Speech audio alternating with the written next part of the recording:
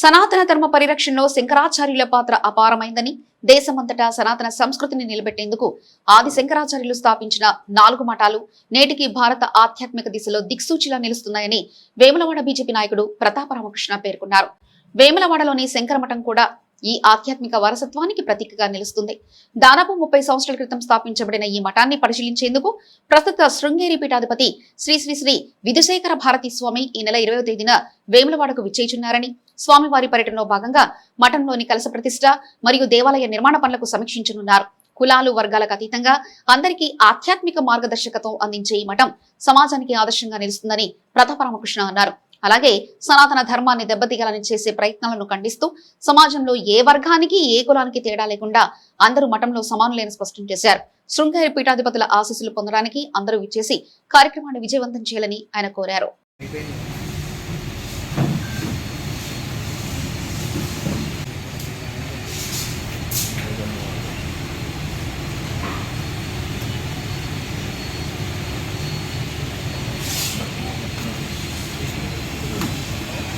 భారతదేశం సనాతన ధర్మం.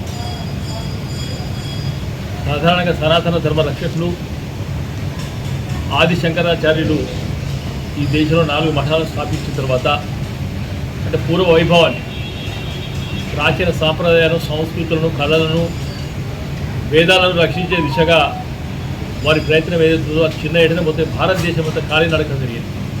మరి చరిత్ర చాలామందికి కూడా తెలుసు.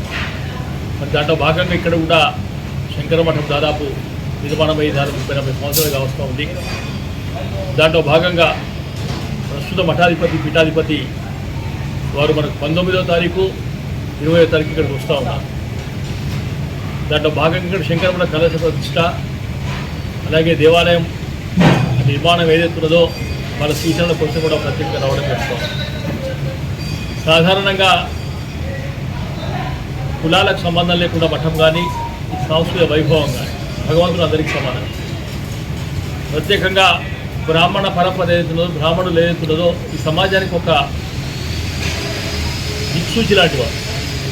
అంటే భగవంతుడికి సన్నిధానానికి వెళ్ళే భక్తులకు సేవ చేసే విషయంలో, లేకుంటే సాంప్రదాయాలను బోధించే విషయంలో ఏదో చాలా ప్రధాన పోషిక. మన గతంలో తీసుకున్నట్టయితే నాగరిక సమాజంలో ఏనాడు ఏ ఊర్లో గ్రామంలో ఒక దేవాలయం ఉన్నా ఏ చిన్న సమస్య వచ్చినా పంతులుగా అడిగి రావాలి. పంతులు అంటే ఉపాధ్యాయులు పిల్లలకు బోధించేవాడు కాకుండా సమాజానికి దిశ నిర్దేశం చేసే గుళ్ళ పనిచేసే పంతుల దశ నిర్దేశం చేసే పరిస్థితులు. నాగరిక సమాజంలో రాను సంస్కృతి సాంప్రదాయాలకు ఏ రకమైన ఆదరణ దొరుకుతూ ఉందో బ్రాహ్మణులు కూడా అదే రకంగా దొరుకుతూ వస్తూ ఉంది.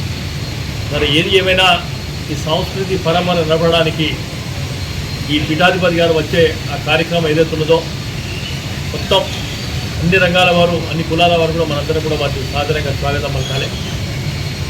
సర్వత్యాన్ని, అన్ని సుఖాలను విడుచుకొని కూడా ఆ పీఠం మఠం ఏదైతున్నదో కొన్ని లక్షలాది మంది వేద విద్యార్థులు, వేద పండితులు కూడా తయారు చేస్తాం.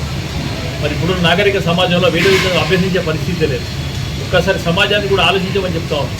నిజంగా కూడా వేద విద్య లేనట్టయితే ఉపనిషత్తులు, ఋగ్వేదము, యజుర్వేదములు ఇవన్నీ లేకుంటే ఈ పరంపరను ఎవరు నడపాలి, ఈ దేవాలయాలు ఎవరు నడపాలి? చాలా వరకు కూడా సనాతన ధర్మం మీద దాడి, ఇప్పుడు బ్రాహ్మణత్వం మీద దాడి, బ్రాహ్మణత్వం మీద దాడి అన్నప్పుడు సనాతన ధర్మం మీద మాడి చేస్తూ ఉన్నారు. అసలు దేవాలయ వెలుగు నింపే బ్రాహ్మణులే దేవాలయాల గిట్ట పూజ పనికి రాకుండా పూజ లేకుండా చేస్తే ఈ దేవాలయ పరిస్థితిని ఒక్కసారి ఆలోచించేది. ఆ విధంగా కూడా కేవలం బ్రాహ్మణత్వం అనేది కులానికి సంబంధించింది కాదు.